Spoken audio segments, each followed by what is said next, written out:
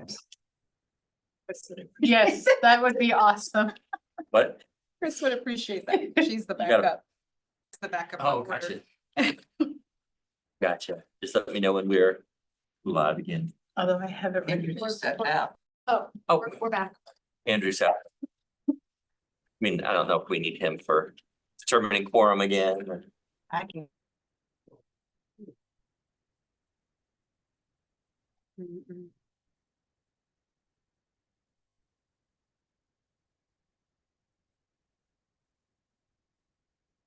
As ready. Wait till the slides come down. Oh, Yes. too many places to do. All right, we are reconvening. Go ahead and turn your cameras back on if you haven't already. And can you verify a quorum? Usually I'd ask Andrew to do that. Oh. We're gonna let him get set up. We're just verifying that we still have a quorum. And then we will proceed with our report outs, and we're gonna let operations go first. Luke, you have a hard stop here shortly, so if you want to go ahead and get ready to present. Dr. Hofter is back. We're getting him all plugged in. Do we have form? All right, excellent. Thank you. You bet. No worries. All right, Luke, floor is yours.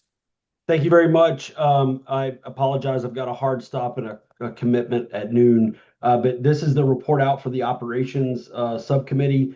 Current operations subcommittee is recommending that we continue to serve as the IPDE review committee for this current cycle. So we are in a cycle. Just as a reminder, by the end of this month, we will have 5 IPDE submissions. So you all approved 4 earlier today, but there are 5 more in the queue. That's our recommendation, Patrick, if it's the will and agreement of LTAC. THECB staff has agreed to investigate smart sheets beyond the application submission for full use during the review process. So it's just a reminder, institutions submit their narrative and their evidence through a smart sheets application. Dr. Morell has identified that there's additional capability or capacity with that system within the agency, and the committee's asked to support her. We have several members of the committee that are experienced with smart sheets, and we'll be able to work with staff. As we mentioned earlier, we have a good partnership with staff. We are going to ask the QA subcommittee. So Janet, this is an amendment from the information I gave you yesterday to work on 2 items. We're going to ask you to prioritize 2 items. Creating helpful hints for narrative and relevant documentation. That's what I shared with you in your subcommittee yesterday. And on forming up those accessibility notes so that our sites know how to best respond to that item of the IPDE application. We do have committee members that are willing to consult with you that have specific guidance. So you will not be on your own. But if you want to receive that, those 2 priorities from us, we will also provide support to you. So I wanted to amend, I'd given you 4 items and the group said, would you please prioritize these? And final, we are going to meet to discuss the IPDE review process. We have a number of process improvements that we had identified but did not have time today, Patrick. So we've scheduled a meeting from July 31st from 9 to 11 to work as a committee ahead of our next LTAC in August. So that's our report and the recommendations and consensus that we reached as a subcommittee. Excellent. Thank you, Luke. And only thing I heard that I think we would require a vote is the recommendation that the operations subcommittee continue to be the body that reviews IPDE. That recommendation is coming from a committee, so it does not need a second. And we have an opportunity now to discuss that recommendation as a full committee.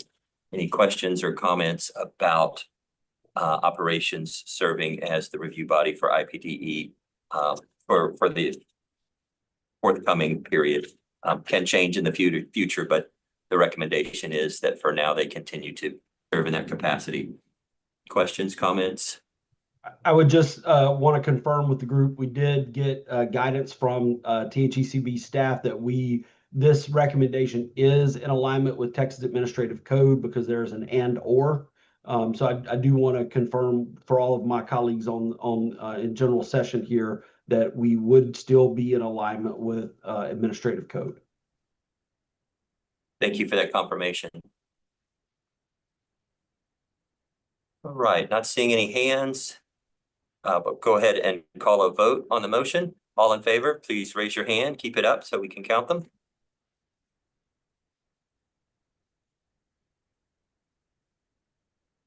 Hey, with once again taking into account Dr. Dillingham and Dr. Poston, it is unanimous. Simon says you can put your hands down. Thank you. All right, Patrick? with that, the motion carries. And Luke, I know you might have to go right now, but wanted to again thank you for that report and your ongoing service. Sure, we're very committed. I apologize, colleagues, that I need to leave for another engagement. And thank you all for supporting our report out. Thank you, sir. All right, now we'll go back in just the order they are here on the agenda with a report out from our quality assurance group. And that is Janet today representing the committee, the subcommittee. Yeah, Robert does send his apologies that he wasn't able to make it. And also, one note, Michelle also had to leave. She had a noon appointment as well. So we spent the majority of the time talking about all things IPDE as it affects quality assurance group. And so I gave a recap of our meeting with Luke. And so Luke, what Luke just said, the prioritizing, I think that's we spent some time talking about that, those two specifically, because they're big ticket items. And I think that's, we'll be able to work with them and members of their group to come up with something that aligns with what they're seeing and what they would like, what would make their job easier, and hopefully what will make it easier on institutions who are submitting, because that's the whole goal of this, to make it easier for literally easier for everyone associated with or affiliated with the IPDE process. We also feel that taking a look at the IPDE submissions is going to add a dimension we didn't have before that will help inform us as we continue working. And so, Dr. Lofters, thank you for mentioning earlier in the meeting that it is there, that we should be able to get to it. I know that there are at least a couple of our institutions who are very careful about cybersecurity, and we've had some issues in actually reaching that. So I may reach out, Glenn, maybe to you. I'm not sure if you're the exact person with all the changes and so forth, as to what we are allowed to do. For example, if one of our members can get to it, are we allowed to email copies of those submissions to the other members? I'm not sure behind the scenes how it would work operationally, and in keeping with, being a public organization. So, and then that's that. Also, we welcome Scott to our group. I think it's amazing that we have another person in quality assurance. The more the merrier, as I say. And also that just kind of going forward, we will be meeting again. But in that, I know that we all kind of talk about, work groups, working groups, committees, subcommittees. We kind of use those interchangeably for the groups we just came out of. Are they officially, we don't want to mess anything, do anything with quorum or anything like that. So we are officially work groups. Is that the term we use? Yeah, but we have used them interchangeably. I think what's important in terms of being mindful of the open meeting requirements is that there is not what would be a quorum of the full committee on a subcommittee or work group. So I think we've established that at 11 for safety margins, but 13 is a quorum. Yes. And so, none of our subcommittees are near that level yet. So should be fine regardless of whether we continue to call them work groups or subcommittees. Okay, wonderful. Thank you for being mindful of that. And I also had a question from my institution about that as well. So that's very, very helpful. Thank you, Patrick. Of course. So as I said before, the majority of our discussion was surrounding the IPDE and our work on the examples. And I will be sending out to Scott, new member, what we've come up with so far. And that is, we do have examples for all of the IPDE items. For the first one, which was kind of the hardest one for us, we actually have 3 separate examples. And so going forward, obviously we'll work with operations, Luke and his group, and to see how we can best align everything. The other part of our discussion had to do with something that one of us wasn't sure if anybody else had this question or not, and that has to do with, as it turns out, HyFlex and who does that really come under? Is it the coordinating board? Is it the institutions? And so basically,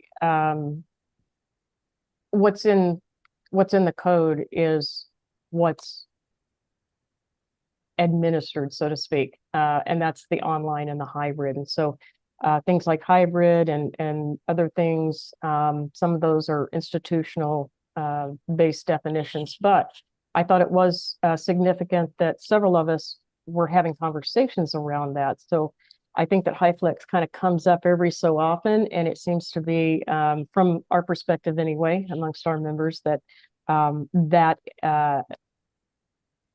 we're getting inquiries from our own institutions. So whether or not that portends anything else, I just thought I'd bring that up.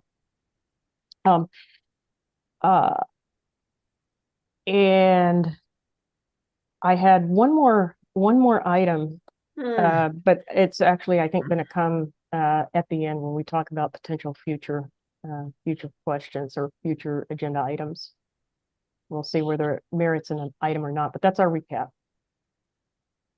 All right, thank you very much. So as I heard, there are no particular recommendations that the committee need to act on at this point. You will be meeting again prior to our August 8th meeting. And in that period of time, your committee will be working closely with operations to address the issue that they've raised, to create additional resources that will help with that process. There was one question, I think, that was for you, Gwen, that I saw.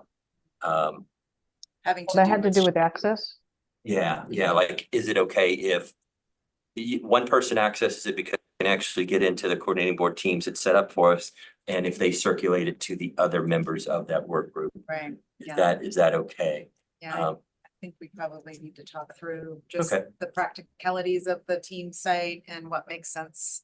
Yeah, we'll let you address that separately. Didn't want to put you on the spot, but want to make sure that that's important. How do we get the work done and remain compliant with rules? Yep. Thank you. Thank you very much, Janet, and look forward to hearing your recommendation in our future agenda items. Thank you. All right. So Tim, I think you were taking the notes on behalf of the research group. Thank you and Aaron for serving as co-chairs. Appreciate that. Floor is yours to share your report out. And if he says anything about all the items are assigned to me, it's not true. It's just not true. Thanks, Patrick. So we didn't really have a lot to talk about today. We did get a really good update from the coordinating board staff regarding our most recent efforts around the digital course material and learning survey. The Bayview consultants will be presenting in July back to the coordinating board staff that information and sort of a comparison of our Texas results versus the national results. And hopefully we'll be able to disseminate them out to this group as we move forward. The coordinating board staff is discussing kind of future research and survey topics. We don't really have any outstanding items immediately, which led to kind of a group conversation around a variety of different topics that we had kind of our group had interest in. Patrick suggested, graciously that our subcommittee start looking at the possibility of curating national research on pertinent topics for dissemination to larger LTAC groups. So, and we all felt that was something potentially of interest, although a lot of work potentially, but might be worth doing. So feedback, please provide that to Aaron or myself, how you feel about that. That might be something that we could explore as a subcommittee. We also talked about a couple of other possible topics of exploration. the recent EDUCAUSE Horizon report, AI, AR, VR, as well as the accessibility of these platforms, both from a physical perspective and an economic perspective. So that was another interesting topic. We also chatted a bit about the use of AI bots, which a lot of our institutions are already doing for things like recruitment and advising.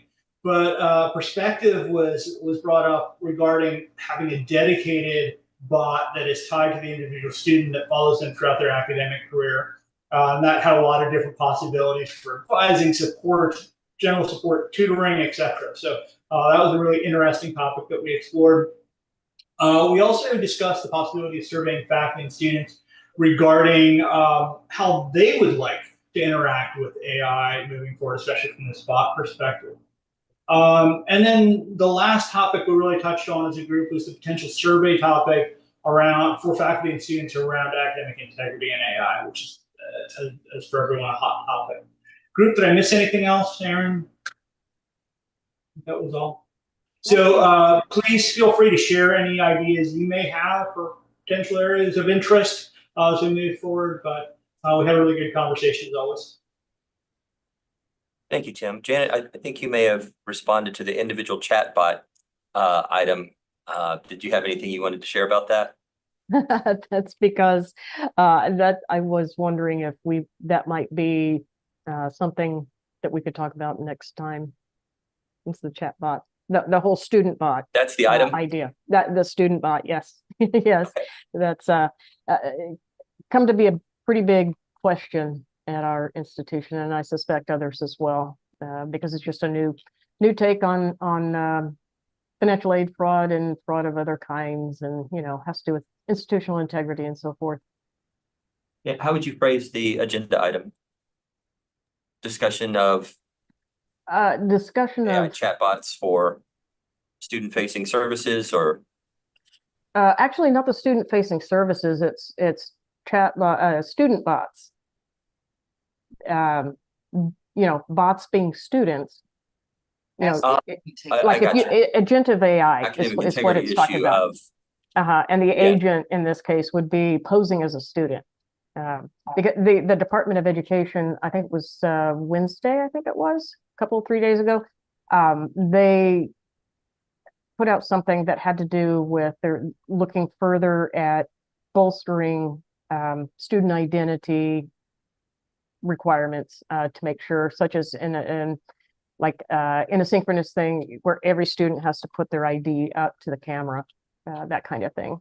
And then I don't know whatever else they're going to do, but they had put something out there a couple of days ago. So that kind of got a lot of folks at our institution talking. And then the idea of these student bots, agentic AI posing as students and going through the entire program, whatever that program may be, as a student. And they're really not a human. And I think there was confusion, but I want to talk both topics. There is the topic about that student bot, but I also want to talk about that student-facing bot avatar. Both if we of can them, add that to the topic also. what about teacher bots? Well, to me, But, student teacher bots, it's a human bot, and then it's the other one that is on the website providing information. I think it's two different ones. One is institution driven or pushed out. The other is student or person pushed out. So I don't know if that's the same topic or a different topic, but I would like to talk about it in the future. All of it, all things bot related. Can I get clarification on that? So I understand what you're saying about the student, which I'm still trying to process. Yeah, so I'm processing that one. But you're asking about a bot by an institution. Yeah, it's just what institutions are currently doing, setting up, some of them refer to them as avatar if it's a physical look, or the thing about when you're other institutions have been doing this. The banks, at the bottom of right of the screen, there's a bot that comes up that asks, you can ask it anything, that type of thing. Those are considered bots also, because that's what I thought Janet was talking about at first, until she brought it clarity that she's talking about a student pushed out bot versus almost a first layer help desk for institution bot. I think it boils down to AI as a support tool from the institutional Yes. perspective for student-facing services. Yes. But the other one is also a critical topic too, the academic integrity aspect of AI. And Patrick, I know you were being a bit facetious when you said about the professor as a bot, but you know that's a area that we should also consider and discuss too. So two really good topics I think there for the future. And even there's another part of it when the faculty does the bot. There was a conversation in the Texas A&M system about once a faculty lends its voice or its content to this bot, they could lose access to it and it's no longer their content. That part, that's another piece of that puzzle. So great topics, I think. Anybody want to take a stab at what that agenda item would be called? So we remember in 2 months what it is that we're going to discuss. I think Tim said it best. I think the way he worded it was really good. You care to repeat that if you can, Tim? So one was around, again, you're putting me on the spot, Charlene. I don't even remember what I said right now.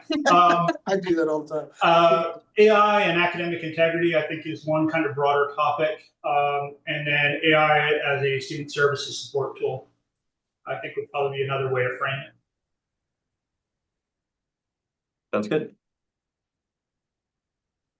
So, and we don't need to vote on future agenda items. So we'll actually have those as 2 agenda items, 2 separate ones, even though they may bleed into each other and a third may emerge. But yeah, I think that's a great area to explore. And Janet, it was new to me. It sounds like it was new to Janet or to Charlene. I'm just wondering, by a show of hands, how many folks had entertained the idea of student bots that would completely take a course for a student? How many of y'all were aware of that before our discussion this morning? 1, 2, 3, 4, 5. I think I see Linda's. Okay, maybe 6, 7, most of us. To include in the AI and academic integrity, something, we're doing some research at San Jack, and one of the things we're asking that people are surprised about or haven't thought of is wearable technology. Oh, yeah. And so can we make sure that we incorporate that into that? Because, you know, now you have the meta glasses that you can wear. Yeah. That are prescription Ray-Ban glasses that have the AI built into them. And so how does the student, because that has to what do you have now? acceptability as AI well. and academic integrity, Put in there, including wearable technology. including wearable technology. Yeah, I think that's good, just to make sure we get that in. But yeah, that's absolutely a thing. Processing. All right, excellent. So we kind of took a sidestep there to talk about this agenda item while we were listening to report outs. Just wanted to wrap up and see if there were any other questions about the committee report out. Which committee we were, or subcommittee we were talking about? That was Tim's with research. Yeah. All right. Thank you, Tim. Thank you, Aaron. Thank you, committee, subcommittee. Appreciate that, and great agenda items. We'll move forward to that agenda item now formally, which includes reviewing our meeting calendar. I think you all know our next meeting is for August 8th. I think it's worked well for us once we have a new committee seated after 9/1 to go ahead and schedule out that next cycle of meetings. And we would do that asynchronously just by checking and seeing what would work best, but then scheduling those out through the next year so that people hopefully can go ahead and block those times and be available for them. So August 8th, our next one, and then we will have our new membership year start 9/1. Not sure which people may be rolling off, and some have been renominated, so we won't really know what the membership looks like until after the July board meeting, where that membership is recommended and approved. And anything else to add about that? Oh, yeah, let's go back to that. I skipped something, so we'll get right back. So we have 2 agenda items so far related to AI, and wanted to see if there are any other agenda items from the committee.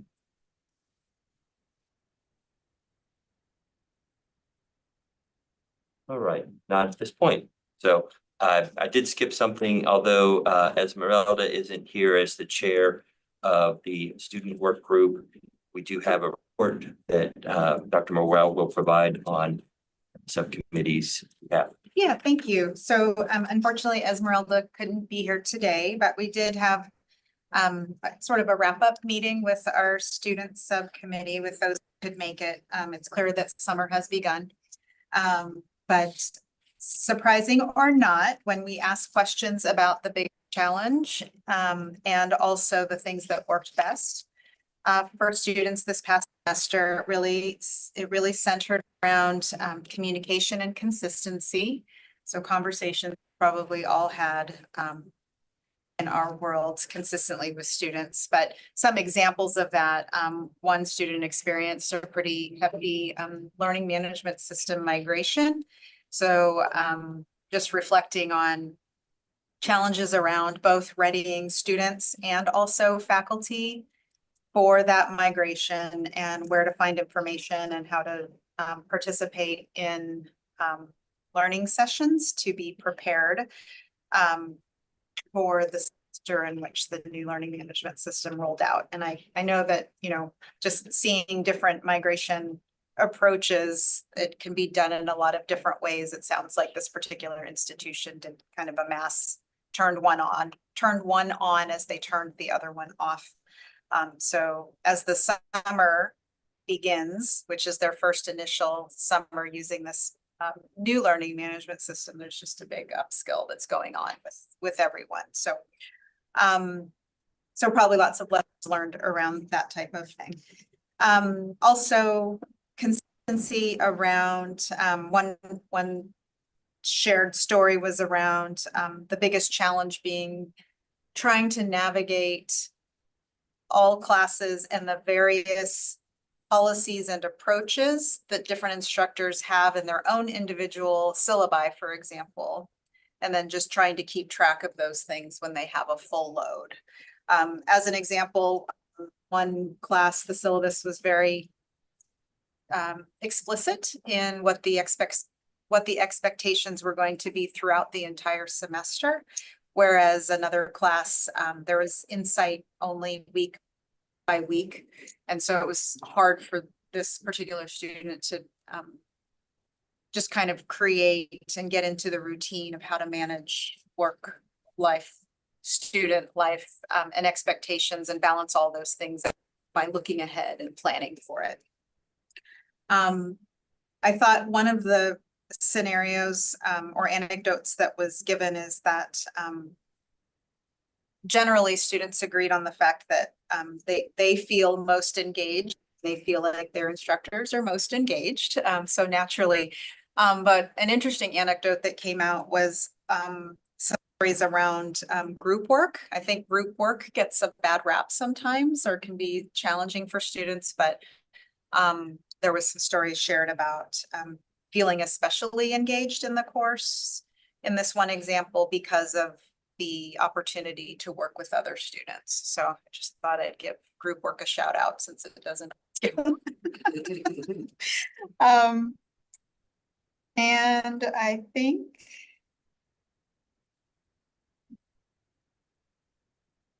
that's probably it. So looking back, biggest challenges, but also greatest opportunities center around communication and consistency. That makes a lot of sense. Yeah, well, thank you for that report on behalf of the student work group. I think our work groups are excellent examples of how meaningful group work can be in real life, not just in courses. So congratulations. Y'all deserve a shout out for that. Yeah, the IPDE. I just wanted to fit this in. I don't know why. Every time we say it, sometimes it's challenging. It doesn't roll off the tongue very well. Sometimes we want to flip the center to IDPE, IPDE, whatever. IPED, IPED, like it's a national reporting of student enrollment figures and so on. Do we want to pronounce it instead? IPDE instead of IPDE. 4 syllables make it to IPDE. And that's just, I'm throwing that out there. Think on it. Not going to call I hate to see my ideas rejected on recordings, but anyway, I may start referring to it as IPD and see if anybody catches on. But with that bit of frivolity, we don't have any other agenda items except for adjournment, but I did want to see if there's anything else pressing anybody want to share with us before we consider adjournment. All right, seeing none, just want to thank everybody for their service, your dedication to this role, all the hard work. We've been making some great progress. The IDE work is phenomenal. Janet, sorry, I missed your hand. Please go ahead. Apologies. Thank you. I just had a quick question, Glenn, for Dr. Morrell, for the student group. Are they planning on bringing together anything that might bring forward the student voice that we could share with our institution in proper context?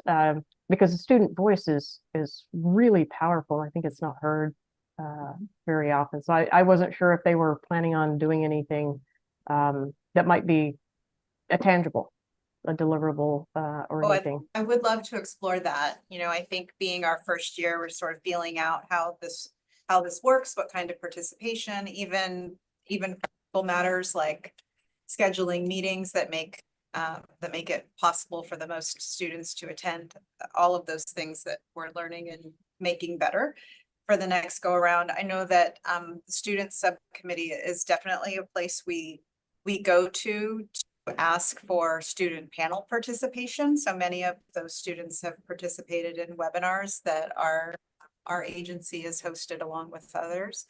Other than that, I don't know that we've, aside from LTAC meeting report outs like we're doing currently, if there is, you know, I think we'd love to explore what that could be and what would be the most meaningful for the LTAC at large. So Okay, not trying to get more work on anyone, especially students who already have to do with their homework and projects and so forth. Right. Yeah, I think there is that too, but I'll tell you what, if you want to end your week on a good note, hop into an LTAC student subcommittee meeting, because these students are really inspiring kids. They are. Thank you. Thanks, Janet. Appreciate that question and suggestion. It echoes some of the conversation that we had in our research work group as well about opportunities to leverage this student subcommittee as well as other ways to make student voices heard. The context was in the Bayview, the national survey, the student representation that the population wasn't as we would like to have seen. And it made us wonder, well, are there opportunities to, let's make sure at least that includes our LTAC student work group members. And are there ways that they could then reach out to peers, whether it's through student government, et cetera, to also make their voices heard through these national and state survey opportunities. So plenty of opportunities for us to explore, because it is a great dynamic group and they want to be heard and we need to hear them. Yeah, I think that's excellent topic for our work groups in the interim. Yeah.